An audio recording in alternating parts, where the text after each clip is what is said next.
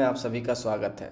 मैं हूं अजय और आज हम लोग जीके जीएस के कुछ मोस्ट इम्पोर्टेंट क्वेश्चंस करने वाले हैं। दोस्तों, यदि आप एसएससी और सीयूटी यूजी जिसमें भी जीएस का पोर्शन आता है उसके लिए जीके जीएस पढ़ना चाहते हैं तो आपके लिए ये चैनल सबसे ज़रूरी है और यहाँ पे आपको जीके जीएस की क्लासेस प्रोवाइड कराई जाती हैं।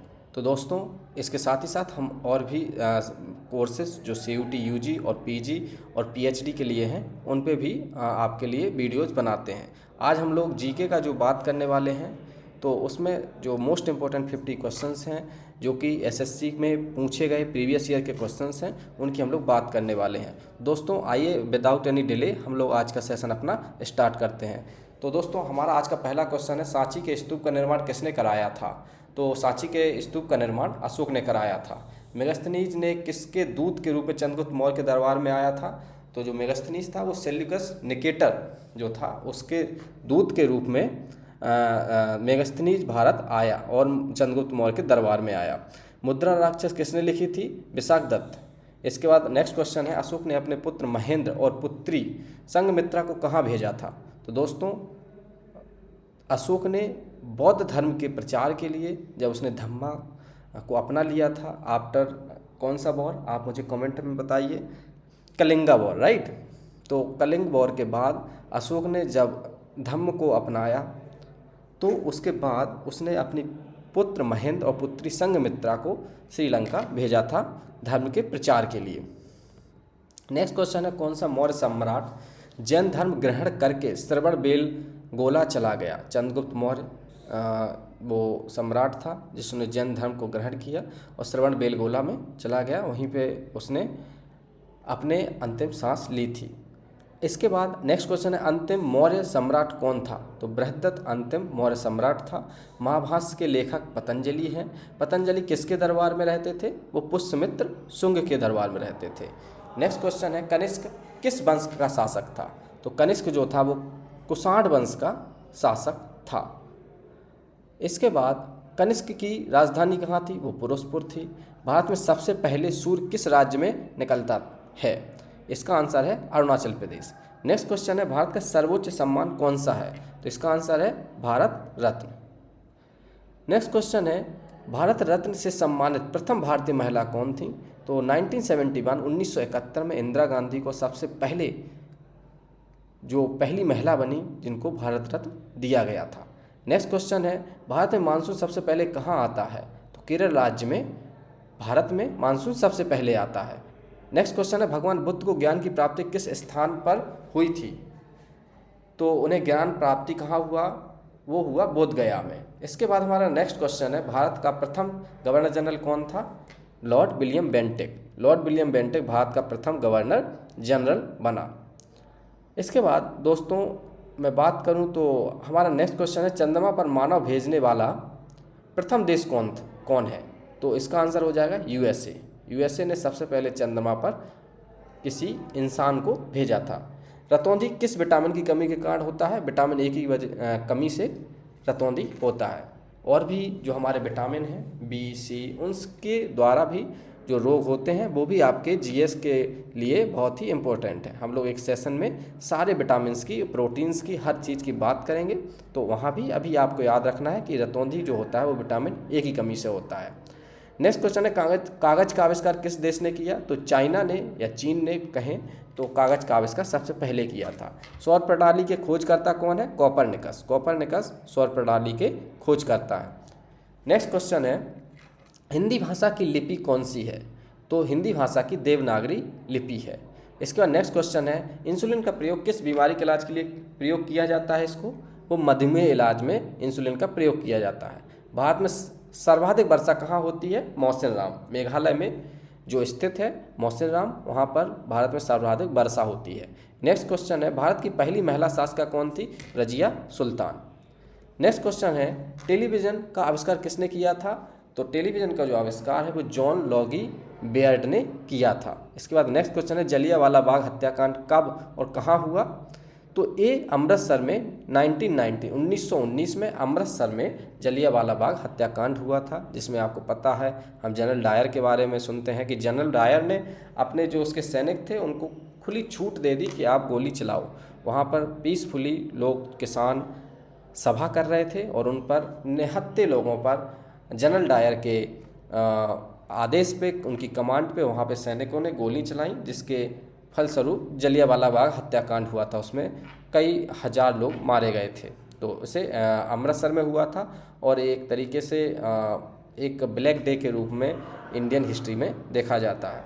सर्वाधिक चमकीला एवं गर्म ग्रह कौन सा है? तो वो शुक्र ग्रह है जो सर्वाधिक चमकीला है और गर्म है। इसके बाद भारत पाकिस्तान की, दोस्तों इसको याद रखिए, शुक्र ग्रह है। अब जब हम बात करते हैं कि सोलर सिस्टम में, तो सोलर सिस्टम में सबसे पहले बुध ग्रह आता है, लेकिन जो सबसे सर्वाधिक गर्म है वो शुक्र है।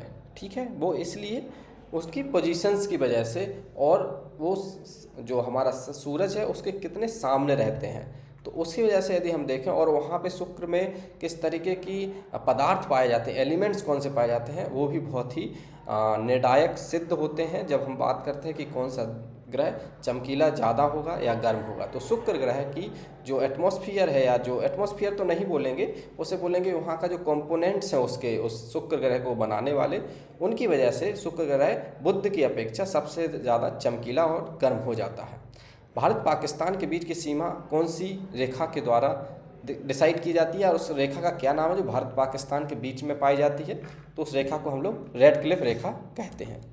दोस्तों नेक्स्ट क्वेश्चन है, मछलियाँ अपनी सांस किसकी सहायता से लेती हैं?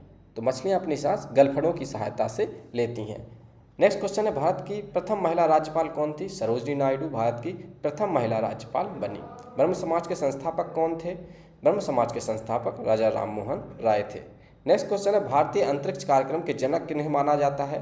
तो वो डॉक्टर विक्रम साराभाई को माना जाता है। डॉक्टर विक्रम साराभाई भारतीय अंतरिक्ष कार्यक्रम के जनक हैं। उन्हें father of Indian space programme कहा जाता है। इसके बाद, तुम मुझे खून दो मैं तुम्हें आज़ादी दूंगा किसका नारा है? ये सभी को पता है, सुभाष चंद्र बोस का नारा है। इसके बाद नेक्स्ट क्वेश्चन है, बक्सर का युद्ध कब हुआ था? तो बक्सर का युद्ध आपका 1764 में हुआ था। इसके बाद एक और युद्ध भी है जो बहुत ही फेमस है इसी के साथ, वो प्लासी का युद्ध है। तो वो आप मुझे कमेंट सेक्शन में बताइए कि प्लासी का युद्ध कब हुआ था। इसके बाद बक्सर का युद्ध आपका 1764 में हुआ था। इसके साथ ही इलाहाबाद की संधि भी होती है। तो इन सब के हम लोग जब डिटेल में जीएस की क्लास लाएंगे तो हम इस पे और अच्छे से पढ़ाई करेंगे। हालांकि जो हमारा एसएससी का एग्ज़ाम होता है, वनडे एग्ज़ाम होते हैं, इनमें वन लाइनर क्वेश्चंस हमें याद करने होते हैं। तो दोस्तों आप वन लाइनर पे जो चाहे हिस्ट्री से रिलेटेड हो, पॉलिटी से रिलेटेड हो, इकोनॉमी से रिलेटेड हो, इनको याद कर लीजिए, राइट। और इनको याद करेंगे तो आपका जो जीएस का पोर्शन है वो स्ट्रांग होगा। तो टॉपर्स गुरुकुल से आप जुड़े रहिए और यहाँ पे आपको इस तरीके के वीडियोज़ जहाँ पे आपको क्विक रिवीजन आपके सारे जीएस का कराया जाता है। तो बक्सर का युद्ध आपका 1764 में हुआ। इसके बाद माउंट एवरेस्ट पर 2 बार चढ़ने वाली प्रथम महिला कौन थी? संतोष यादव माउंट एवरेस्ट पर 2 बार चढ़ने वाली प्रथम महिला बनी। वास्को डी गामा भारत कब आया? वास्को डी गामा भारत 1498 ईस्वी में आया, यानी 1498 में वास्को डी गामा भारत आया। इसके बाद नेक्स्ट क्वेश्चन है, सिख धर्म के संस्थापक कौन माने जाते हैं? तो गुरु नानक को सिख धर्म का संस्थापक माना जाता है।